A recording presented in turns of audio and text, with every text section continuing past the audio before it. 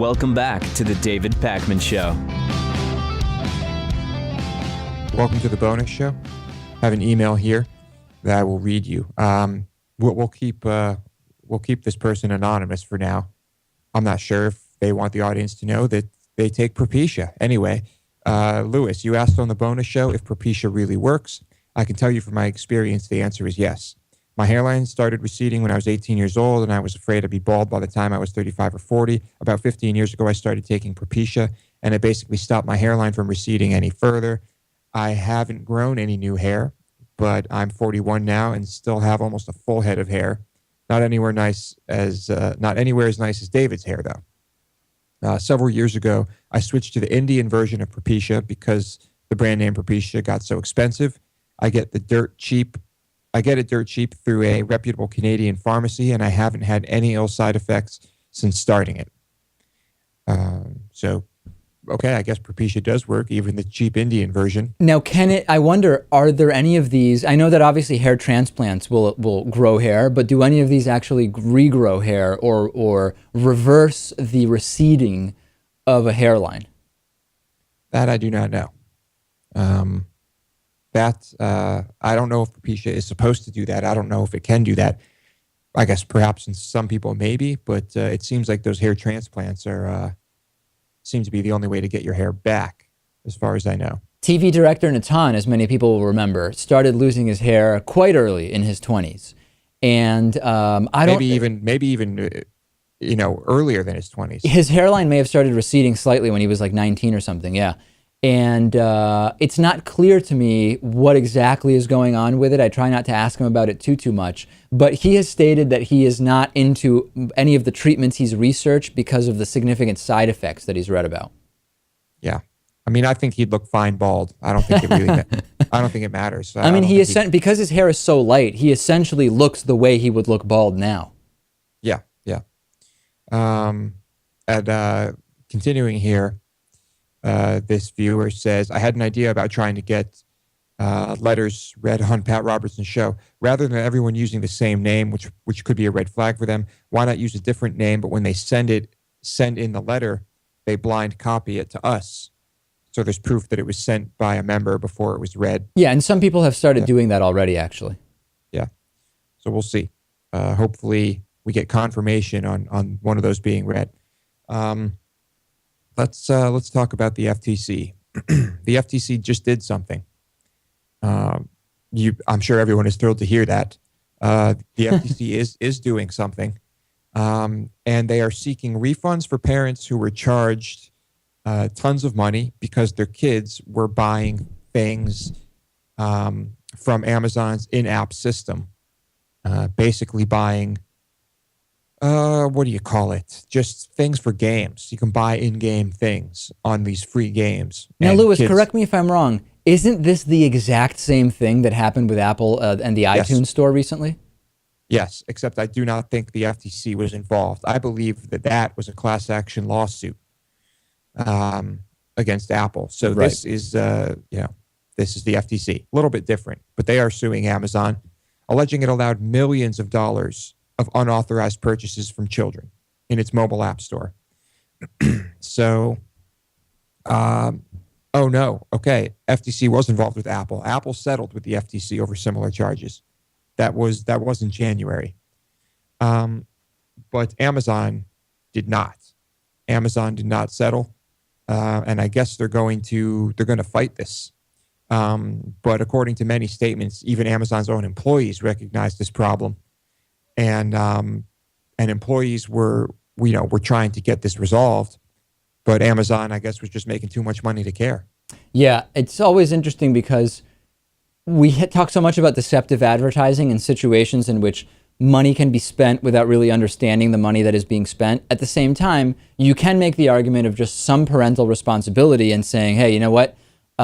It is ultimately the parent's responsibility to know whether this is something that is possible within the games. But at the same time, if it's happening within the game, as a parent, do you really, if you see that the game is free, right? How can you fully explore in every single case whether there is any possibility to, within the game, make a purchase? I don't know. It's a tough kind of situation. Yes, and something else I would like to ask that is it's not clear to me here is that I don't know anything about this Amazon App Store. Now, are all these games approved by Amazon and then put up there by private developers and publishers? It is similar to the iTunes store where, yeah, if you want to sell your product there, it has to go through the process, whether you want to sell a t-shirt or software on Amazon, you have to go through the process of approval. Okay, so Amazon does not own the rights to these games.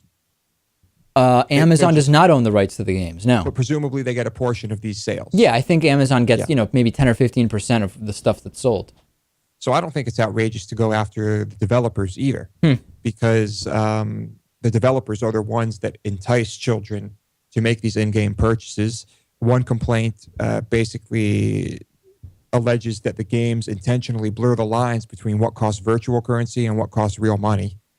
And I've seen that in games. I see it very clearly because I have played similar free games that have in-game purchases, and it's it is specifically designed to get people who are hooked to spend as much money as possible. So I don't think going after Amazon is like a panacea here. I think you also have to go after these developers. Developers could also add more, roadblocks, to their games. So I don't know. We'll see what happens here. Although I assume because Apple lost this battle, or at least it kind of did because they settled, Amazon might find themselves in the same situation. Here's a great story. Members of Congress, David, have essentially declared themselves immune from an insider trading probe that would be investigating them. The U.S. House Ways and Means Committee is refusing to cooperate with an insider trading investigation, saying its employees are, quote, absolutely immune from having to comply with subpoenas from the SEC. So when I tell you this, does that sound reasonable to you? It does not really sound reasonable to me, no. I think that they should be almost placed under extra scrutiny if we're talking about insider trading. Yeah. U.S. District Court Judge Paul Gardef. I don't know how to pronounce this guy's name. Terrific. Never seen it before. Anyway, he ordered the committee to explain why it hadn't responded to the SEC's request for documents, phone records, things of this nature. And that was essentially their response. We are immune. Now, can't a court rule that they are not in fact immune? I mean, I know that they are asserting their immunity, but that doesn't mean they are immune. It's, I don't know.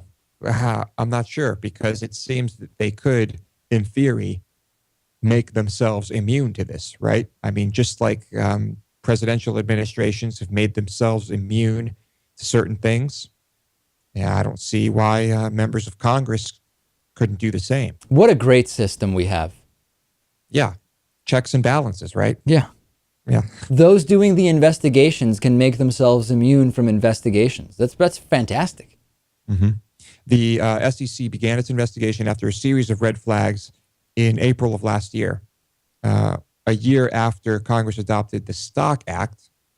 According to the filings, Sutter, who I'd have to go, back into this article to find out who Sutter is, so forgive me, spoke with a lobbyist for law firm Greenberg Traurig just minutes before the lobbyist emailed a brokerage firm with information from, quote, very credible sources about a change in Medicare policy. The firm then sent out an alert about the upcoming change to clients, including large insurance companies like Humana, and share prices of several immediately jumped.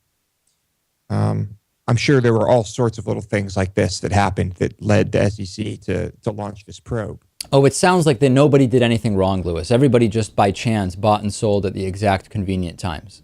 Yeah. So, whatever, just more of the same stuff. I just think it's funny that I read recently, actually, that like a bunch of leaders in Africa declared themselves immune from war crimes. This was something I almost talked about it. I don't know why I skipped over it, but you can look that up too. That just happened. It's just funny. It's just really funny. Okay, ISIS and FIFA. ISIS has told FIFA to cancel the World Cup in Qatar, or they will bomb it. Essentially claiming that Qatar will be a part of its newly declared Islamic Caliphate under the rule of Baghdadi. And that's the guy, their leader, al-Baghdadi, whose full name is Ibrahim bin Awad al-Karshi. Okay, I guess Baghdadi is just kind of like a nickname, which it sounds like. I find honestly. it hilarious that I'm opposed to the World Cup in Qatar because having it there would be in some way accepting that the social policies of Qatar are legitimate when they should be completely shamed and not allowed to participate in anything like the World Cup. For al-Baghdadi, he's saying that the World Cup, having the World Cup there would be almost like too liberal, and that it's not extreme enough. It wouldn't fit with how extreme Qatar is going to be once ISIS takes it over. We both agree that the World Cup shouldn't be held there, but for exactly opposite reasons. Right. They simply claim that under the rule of that caliphate, that soccer games will be considered a diversion from Islam. Right, I agree. Okay, yeah. I guess soccer is a diversion from Islam. I would like to read the passage in the Quran, David, where soccer is banned. Please, someone bring that to my attention. I'm sure it's that all distractions from Islam are banned or something incredibly, maybe even more generic than that. Yeah, I mean, I guess you just, what do? You just pray all day? Is that it? I'm not sure what they're trying to accomplish. But they have a map, David. They have a map of their 5-year plan. I don't know if this is a 5-year plan for world domination or if this is just a 5-year plan to capture, if they'll stop after capturing all of the territory highlighted in their map. But their map includes all of North Africa, essentially half the continent, the big bulbous part on top. It includes some of Eastern Europe. It looks like they're moving into several former USSR, former USSR territories and countries. Surprisingly, for some reason, Spain and Portugal are included on this map. Yeah. Well, Spain and Portugal were locations for more significant Muslim immigration a long time ago. And maybe I would guess that that's connected with this. This is a fascinating plan. I mean, of course it's not going to happen, but I am curious as to how proactive will they be in trying to enforce this plan, and what types of world conflicts will it cause, or will they kind of be stopped short within Iraq?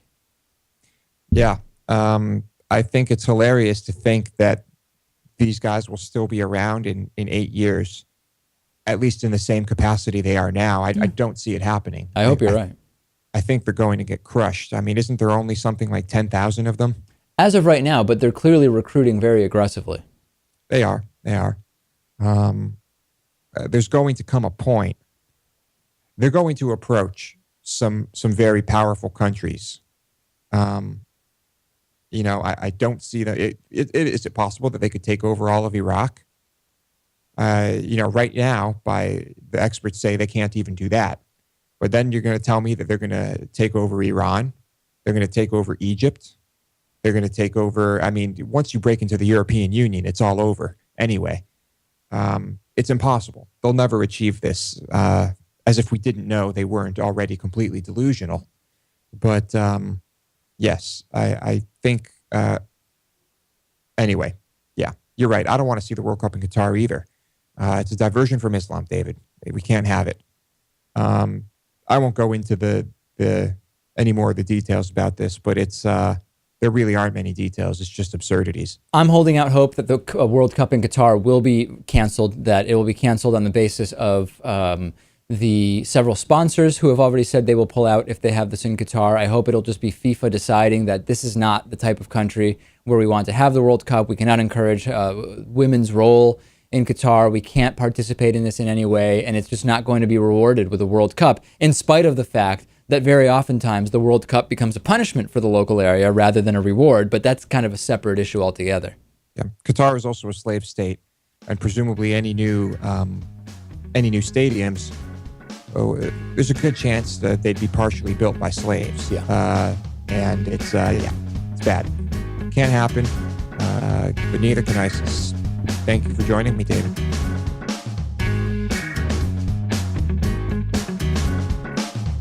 The David Pakman Show at davidpakman.com.